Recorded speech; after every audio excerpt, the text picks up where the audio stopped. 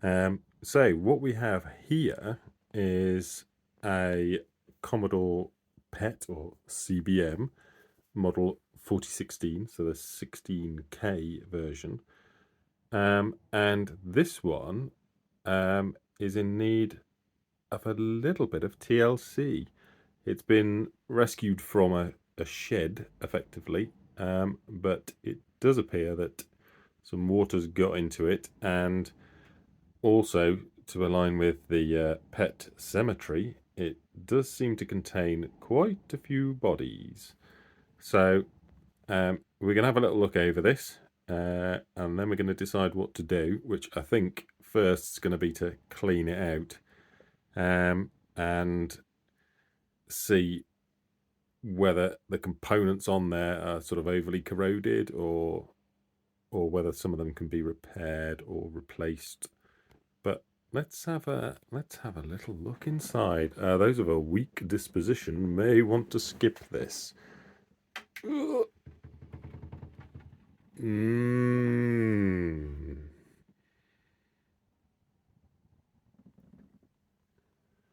Yeah. So it's not as bad as it could be. There's a good bit of rust down at the bottom there, but the actual metal that the chassis is made of is quite thick, so it probably won't have rusted through. We've got quite a few creatures, particularly. And the cap there. The main power supply doesn't look too bad. The underside of the monitor board there looks alright, but we'll have to see what the top looks like.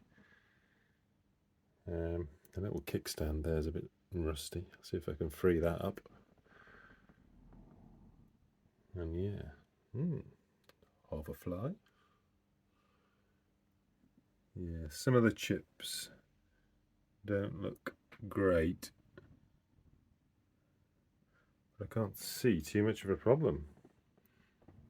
The backstory on this is it was used by one of the local rail companies for logging the purchase of coal. So maybe we'll try and see if we can get some accounting software back up and running on it. Okay, right, well, I'll get a screwdriver. Actually, no, I'll get a hoover, and then I'll get a screwdriver.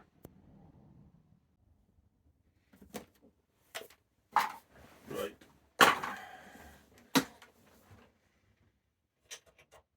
Yerk.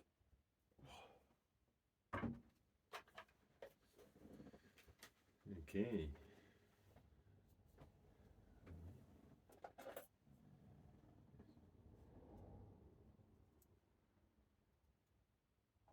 Oh, it's not a hoverfly, it's a wasp.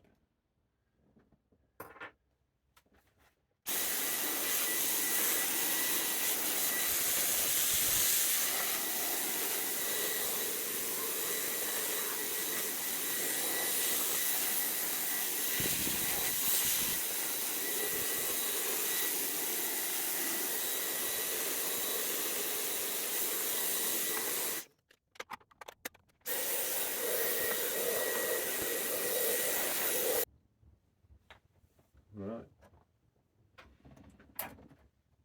Is it clean enough? Let's get the board out.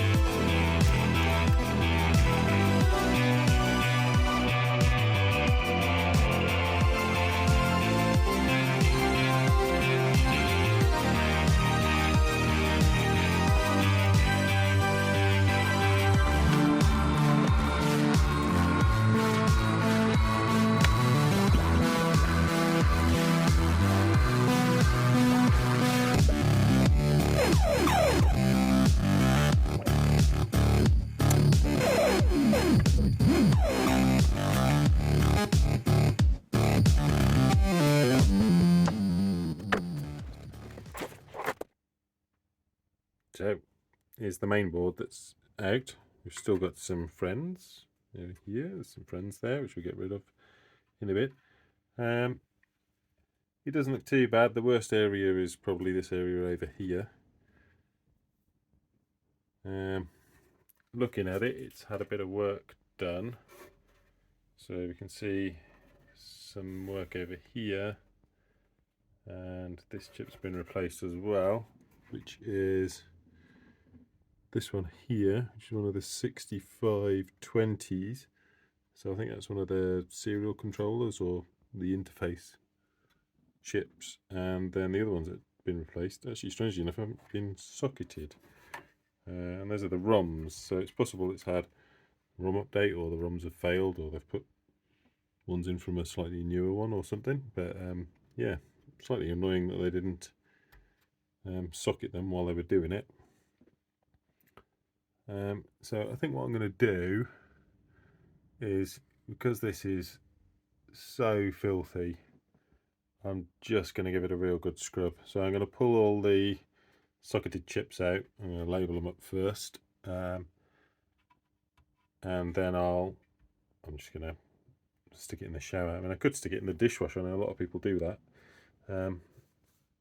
but I can't be bothered to wait for it, to be honest. So I'll just give that a good clean, then we'll give it a real good dry down, and then we can really try and assess what's going on here. I think, you know, some of these really don't look good. Yuck. That's not too bad at all. You've just got two screws here, and then this is the connector that goes over to the other side of the board, so I don't need to desolder anything. And we can just pop that off. Doesn't look too bad, apart from the fact that a snail or a slug or something has been eating it there. It's not that dusty, so you know, perhaps this wasn't in use for that long. But I know loads of people don't like recapping stuff unless they absolutely need to, but if this is 1980s and I want this to last a bit longer, I think I probably am going to recap all of this as well. I know that things can settle in, so you can end up just causing yourself a load of pain by recapping it, but I'm probably going to risk it. The guide to this, the service manual, does have quite a lot of stuff in it for tuning the monitors up. Not that I've ever done anything like that, but I'm sure it means that someone who knows what they're doing should be able to get it back up and running properly if I do run into problems. But yeah, and we'll get that pulled out anyway, because we need to clean this up. Obviously got quite a bit of rust across this here, so we'll have to get that all out and cleaned up. Yeah, there's the back of it. Taylor Wilson Systems.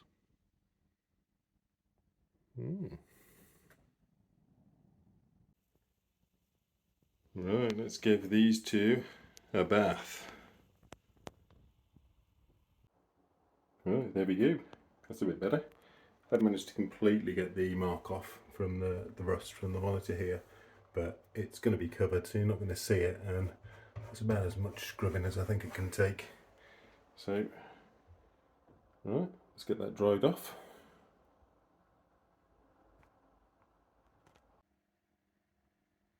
There, now isn't that better? It's actually cleaned up loads better than I thought it would. It looks a little bit greasy because it's actually got some of that contact cleaner on it, which leaves a film. So the worst area was around here, and if we have a look up on the microscope, we can see that we have still got some of these resistors here. I've seen better days.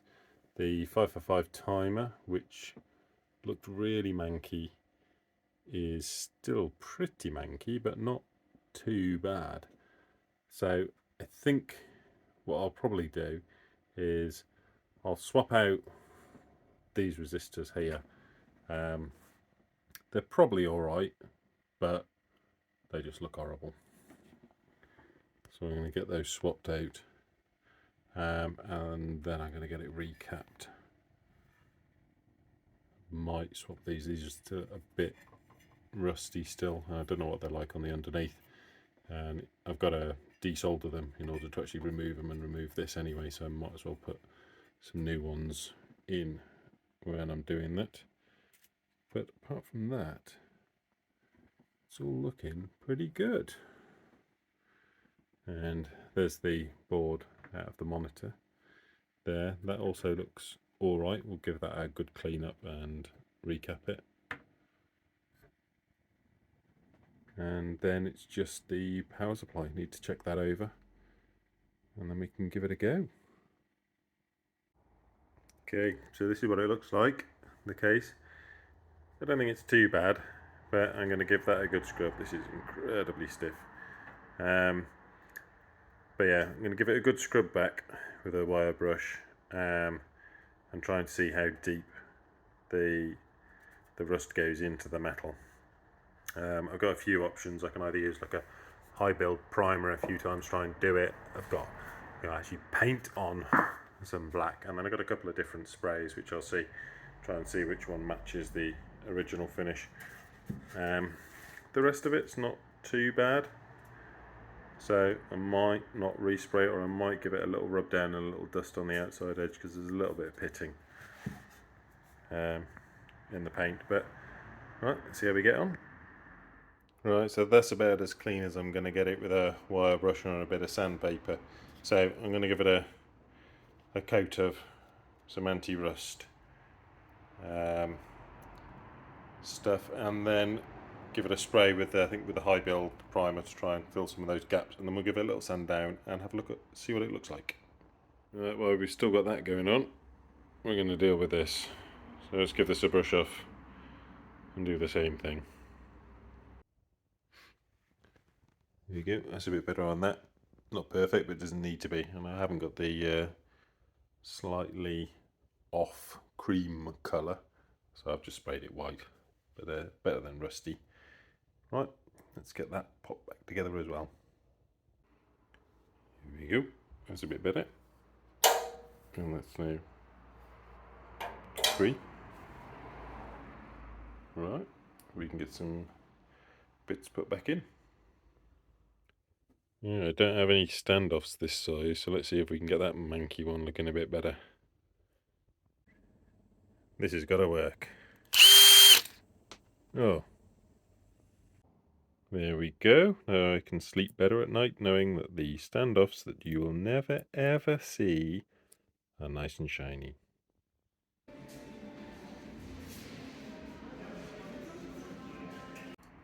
So I forgot that you can actually see the outer edge all the way around here on the outside. So there's a gap between the case and where the actual CRT sits, so that's visible. And so this like bright white is a bit jarring against the slightly yellowed creamy plastic.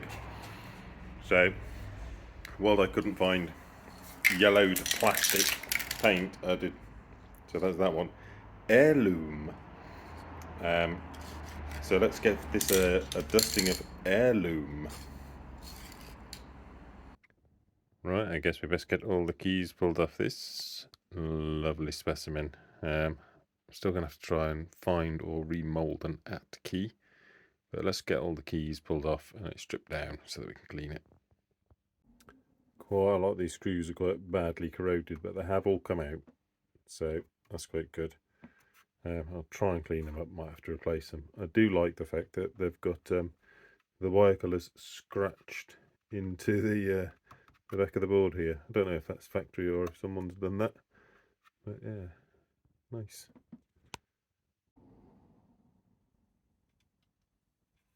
That looks fine to me. So just a really good clean, get all the keycaps off, give them a wash, get it back together again. I know that these are pretty bad for stopping working, so just a bit of isopropyl and rub them on a bit of paper. I think is the easiest way to just make sure that the carbon is clean, and that will actually work. So we'll give that a go. You can get stuff that you paint on top of it too, try and repair them, but might not need it. We'll try this first anyway. Delicious. I might just leave that as is. Right, let's go give these a wash. Right, so that's all clean. These are all cleaner, but they could possibly do with a little bit of retro brighting, but because it's actually only the very center, you could do it whilst the keyboard's assembled. The sides seem fine, but they're plenty clean enough. That's a little wipe down. That's had a clean. I've tangled those all up together to make my life a misery. The plungers, they've had a little bit of a clean, and I have just given them a wipe against a bit of paper just to try and clean the contacts up on them a bit. So hopefully they'll work a little bit better. The cardboardy bit, I'm not sure what I'm going to do about this yet. Might have a little go at cleaning it. I mean, it doesn't really need it, or I could possibly repair it with some aluminium tape over that side and get rid of the mold on the other side.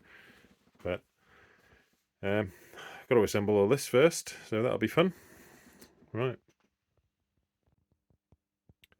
so there's the plungers all back on, so you can put the PCB back on top of it. There's the screws that were quite badly rusted. I've left them sitting in some anti-rust liquid to try and get it down, and now they're in a bit of oil, so they should hopefully be all right. And then we can flip it over and start to get the springs and the keys back on. And there we have it, all back together, and none of the keys are sticky. I mean, other keys might work, so, but at least they're not sticky. And I have left one key off. So this is just because I'm missing the at key, and I may have to, if I can't get one, I might have to either make one, or maybe I can modify a normal at key off one of the other Commodore 64 keyboards. I know they don't have the same sort of weird angled attachment like that does. So if I can get away with the key, with the keycap, then maybe I just need to make one of these. If not, I could always just mold the whole lot and then make my own at key. But I'm going to leave that there so I can take some measurements. But yeah, that's back together. So I'll just have a little go at getting the mold off the cardboard bit at the back, or I'll make a new one. Just pop these two wires back on. It's just dawned on me that it doesn't make any difference which way around these go, because it's just a switch. That's just the shift lock key. So I don't know why they scribbled red and black on it, but it's back in the same order. Right, this was pretty much a lost cause mostly. It's crumbling to pieces. So I've glued some packing paper onto the back of it because it was just crumbling. All the corners were falling off. And then I'm just going to pop a bit of foil tape over the top here and see if that's all right. I mean, alternatively, I'm sure I could just buy another one or make one. But yeah, that should do. I mean, it's not really necessary, but yeah, we'll just see if we can save it. And there we go. Behold the unnecessary. Right. Well, I can screw that all back together now. But I still need to recap the board and possibly the CRT before we try powering it up. Now, I'm not 100% sure what to do with the sticker that went across the top. So that's sort of the front that I managed to peel off. The sort of backing to it is this real manky bit. All the silver's gone off it. But this is actually cleaned up. It's incredibly thin. And you can get reproductions of these, but I've only seen the American PET ones rather than the CBMs. I'm sure I could probably get someone to make one up. They're about £25, so they're not hugely cheap. But I'm wondering if I could glue this onto here, because if that's pressed down there, the silver comes through that absolutely fine, and effectively make myself a sticker. It's in alright condition. It's a little bit crinkled at the end there, but that might go if it's stuck down. So not entirely sure what kind of glue would be best, but I might give that a go. I haven't got much to lose because that ain't going back on as it is. So I'll have a little go, see if I can get that attached to some sticky aluminium, and if not, I'll inquire whether I can get it made with a CBM instead of PET. Right, for the key that I'm missing, which is the at key, I've had a look and I can't find anywhere that's got these keys available. So I printed out a Commodore 64 key just to see what it is, and they've got the wrong angle to them, and they're slightly different size. But I think for now, what I've done is I have bought the Commodore 64 at key, because they've got the right symbols on. So they're a slightly different colour and they're at a different angle, and they also use a sort of a more recognisable mount onto them, whereas these ones, as you can see, are flat there, and they use this sort of angled stand which goes effectively into that like that, and then the key presses that down, the spring in between it. So what I'm going to do is, if I pop these down like that, I can mark it up on the side because of the angle here, and I'll draw a line across it, and I'm just going to sand that so that it's flat, so it's the same as these, because these don't have any angle on them at all. So I'm just going to sand that flat till it's the same size as that, and I'm probably going to 3D print a version of that will go onto the underside of that. I might, if I still can't get hold of the correct at key at a later date, I might consider taking a mould of one of those, or I could 3D print those. It's just going to be awkward to get the number, well, the at symbol and the little squares on without it looking crap. So it might be absolutely fine once I've done that. The advantage I've got is that it's in the corner, so whilst it's going to look slightly odd and out of place, it won't look that bad, you know, unlike if it was like in the middle. But that'll do for now anyway. It'll get the keyboard complete. Right,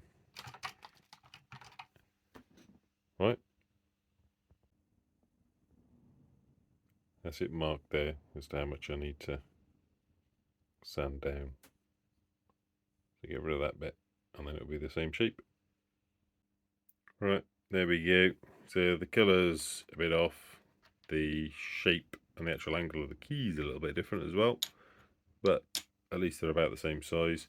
Because I'm going to make an adapter anyway, I didn't really need to do that because it would have still fit, but hey ho, most of what I do is unnecessary. But there you go, I'm happy that that is now at least the same ish shape.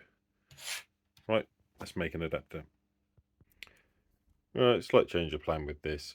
I've pulled off the non-polarized cap just to test it, It doesn't seem too bad. It's about 14 UF.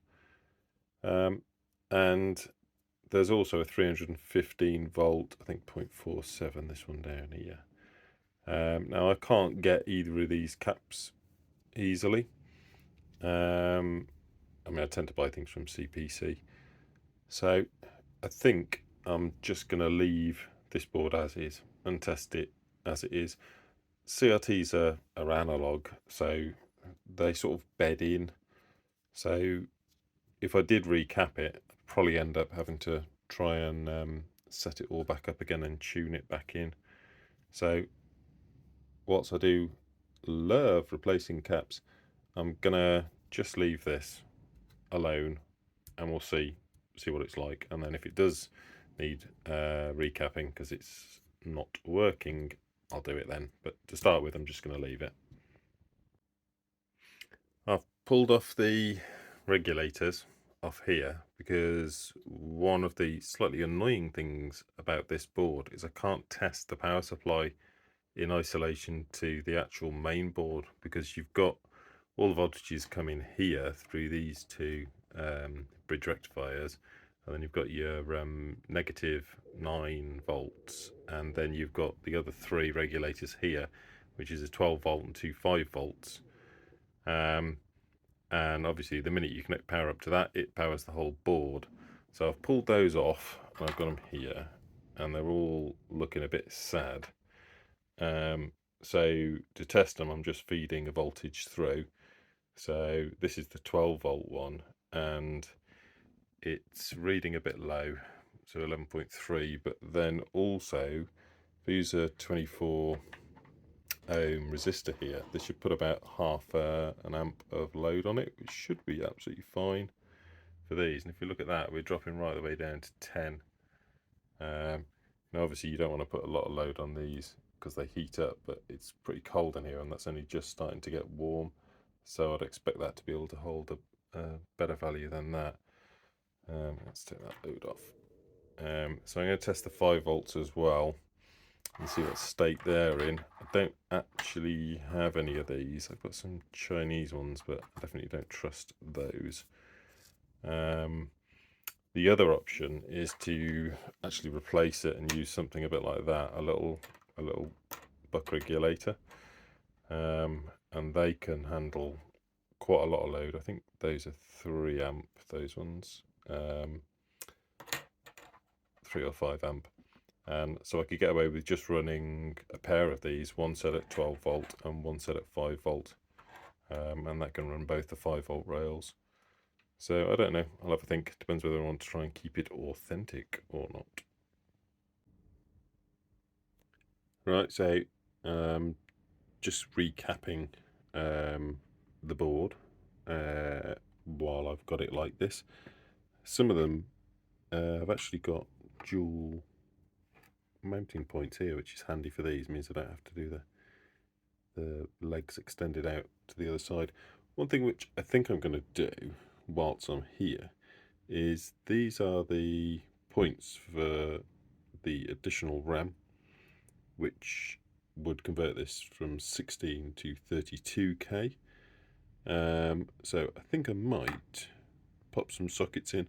I don't know what else is needed. Presumably there's like a jumper or something here that you need to change over when you add the RAM, but it doesn't look like there's any other components that are needed here. So I think I'm going to pop some sockets in, just so that will give me an opportunity to upgrade it later if I want to. Well, we've got all the solder removed from there. It wasn't too miserable. I had to go using some solder wick, but also using the desoldering pump there. You can do it with the solder wick. It's a bit messy. You might have to go over them a couple of times, but also there's such a lot of ground planes on these, and that you need quite a bit of heat. So even with the desoldering gun, you needed to add a little bit of extra heat to get it to work properly. But they're all off. They are all tarnished.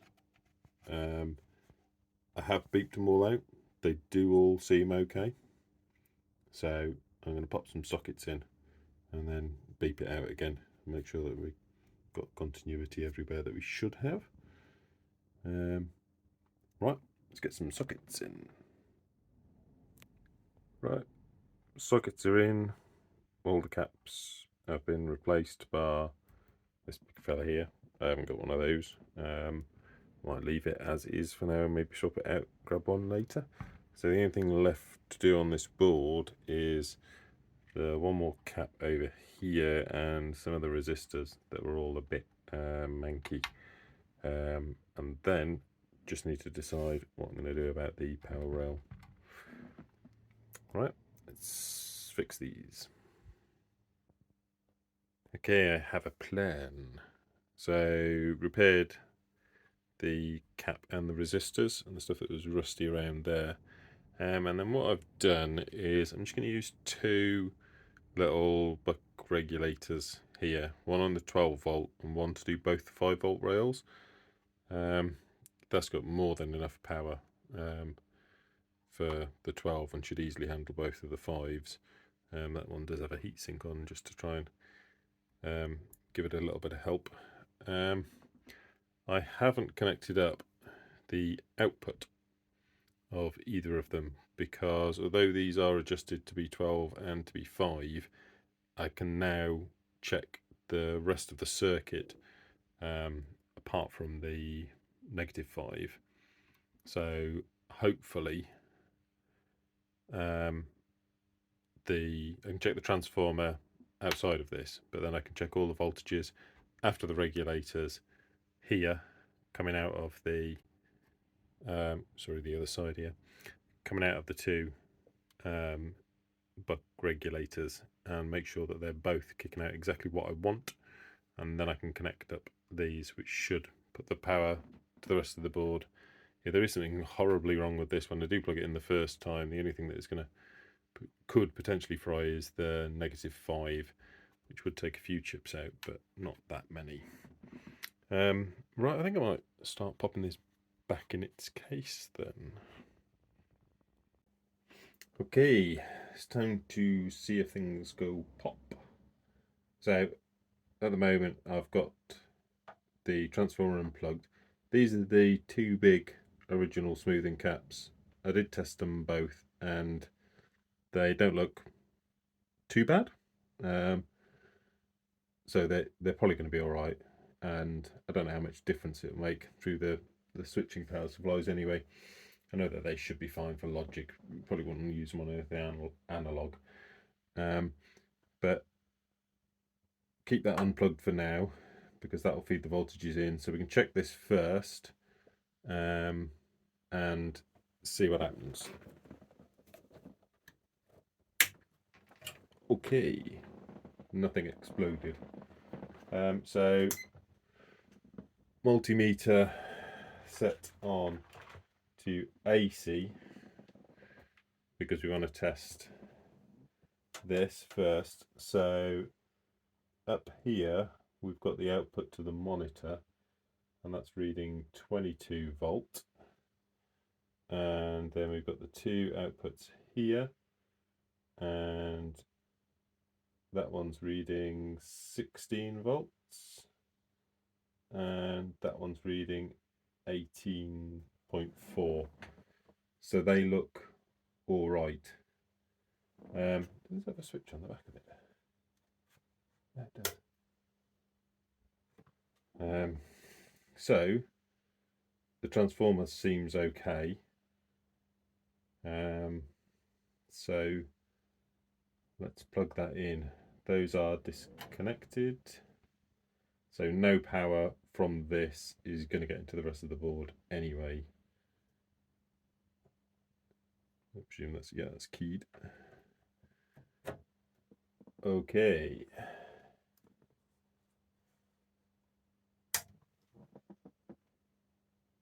Right, nothing's exploded. Stick this into DC. And let's attach a clip. Just make it a little bit easier for me. Clip that onto negative here.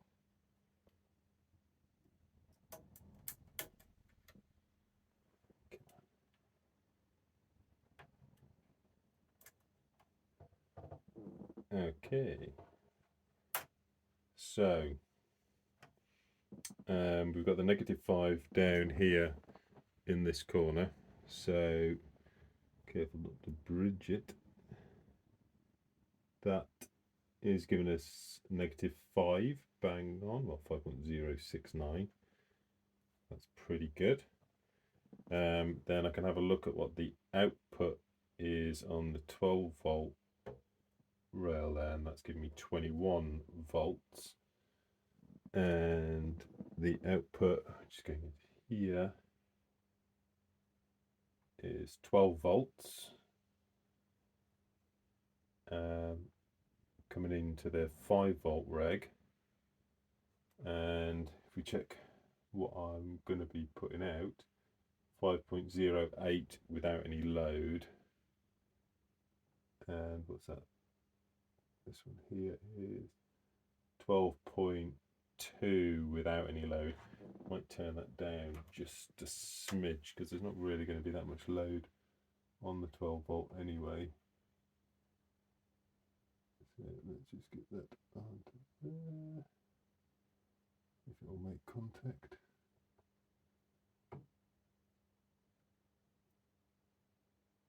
We'll just turn that down to 12.07.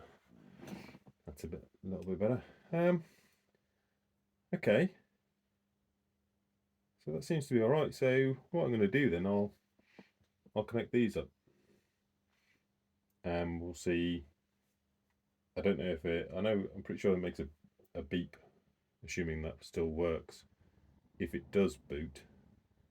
But I can probe a couple of the chips, and then we can also get the monitor connected up and have a look. Right, well, let's do this and then see if we get any magic smoke.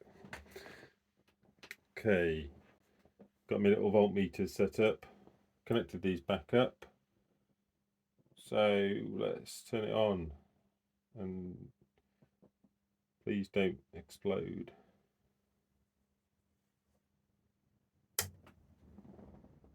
-512, -5.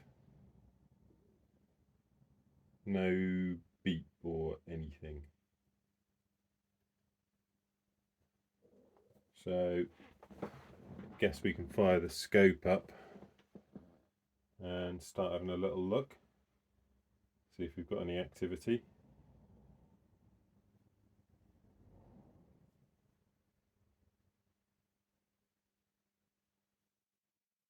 Let's just have a quick check. VC. Quick look, see if we're getting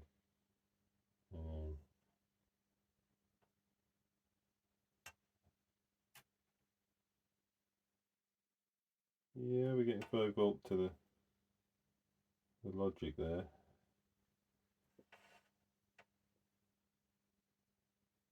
Okay. A little bit of warmth on the CPU.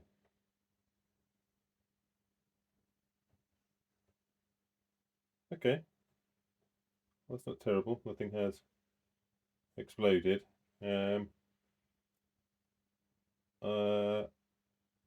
I'm thinking I might just connect the monitor back up rather than starting to do any diagnosis. Let's just see if the monitor will power up, and if it does, if we get anything on the screen. Right, one moment. So that is what colour that looks like with its lovely heirloom sort of cream. That's much better, much closer to the colour it was originally. So let's get the tube back in that and get it all reassembled. Okay, let's see if anything goes pop this time.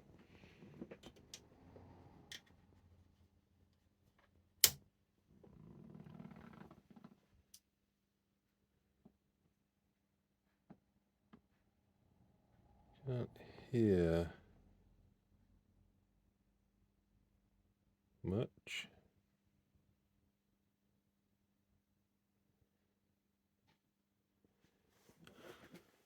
We do have a bit of net glow.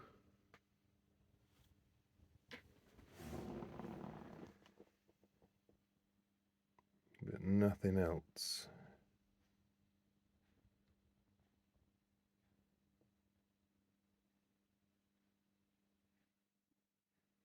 Try playing with the contrast just at least to see if we can get anything on the CRT. But I think I might start to pop this back together a little bit more, because obviously you can still diagnose it because it's got the nice kickstand here at the front that lets you prop the whole thing up, so then it's a little bit less precarious. But yeah, unless it doesn't boot with the keyboard off, but I've no idea. Right, let's have a go. And today is another day. So I got as far as trying to start it up and I was getting nothing. So I've had a quick look and I do believe it should at least boot up and make a couple of beeps even with everything disconnected. So I'm going to leave it like this and try and test it. The only thing which I did is check some of the pins on the CPU, and almost the first one I came to was reset, and the CPU is being kept in reset. Now the bit of the board that had the worst corrosion was right here, which as it happens is next to the 555 timer. So I've printed out some schematics and we can see over here we've got the 555 timer, and it is just a little simple circuit with some resistors and caps that charge up, and that 555 timer goes into an inverter here. So we should be seeing on pin 3 of the 555 timer, we should see the reset signal. And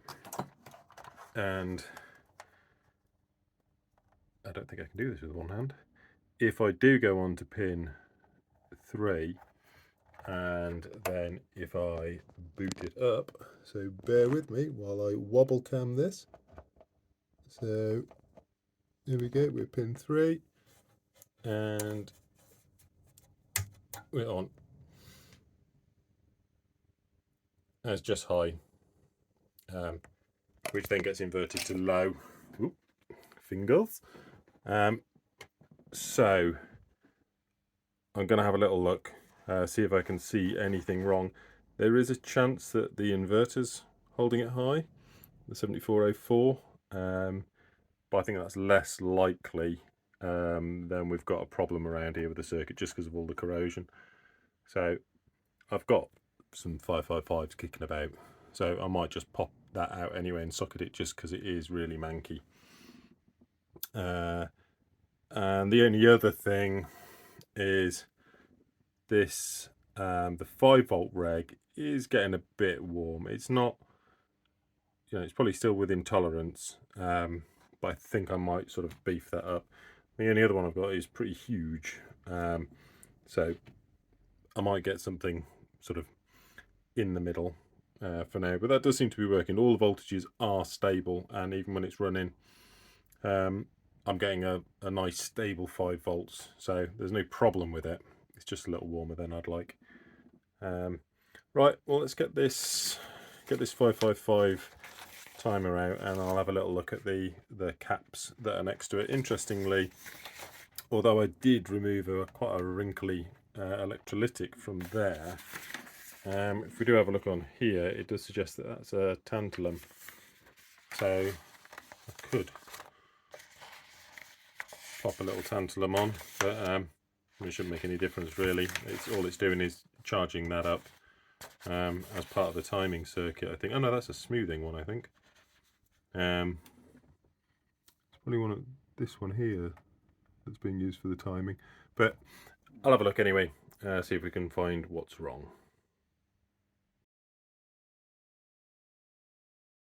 I've pulled out the 555 timer and the 2 caps to check them as well, and 2 of its little legs fell off, rusty legs, just fell completely off.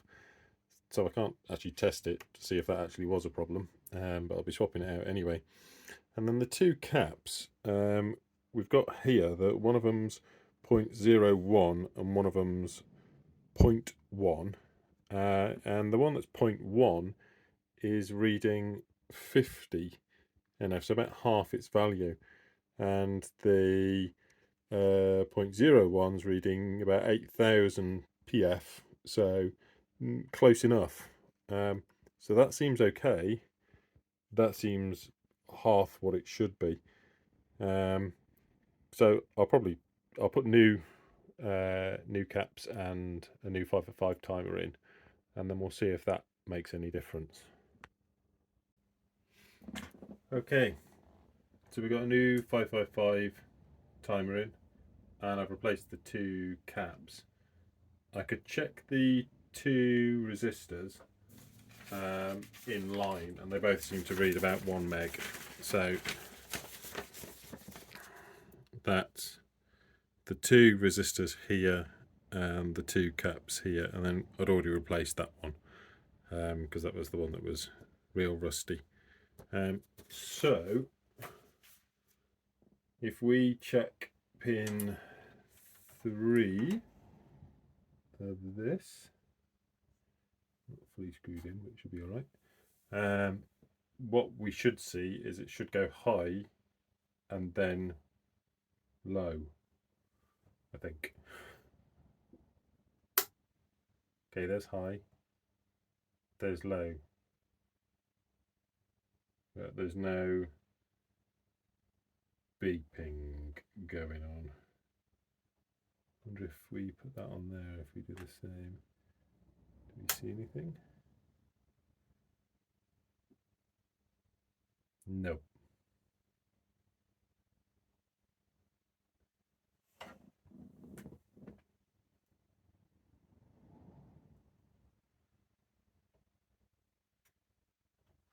Okay, right.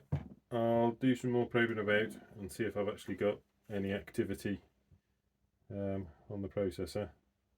I mean, I haven't, but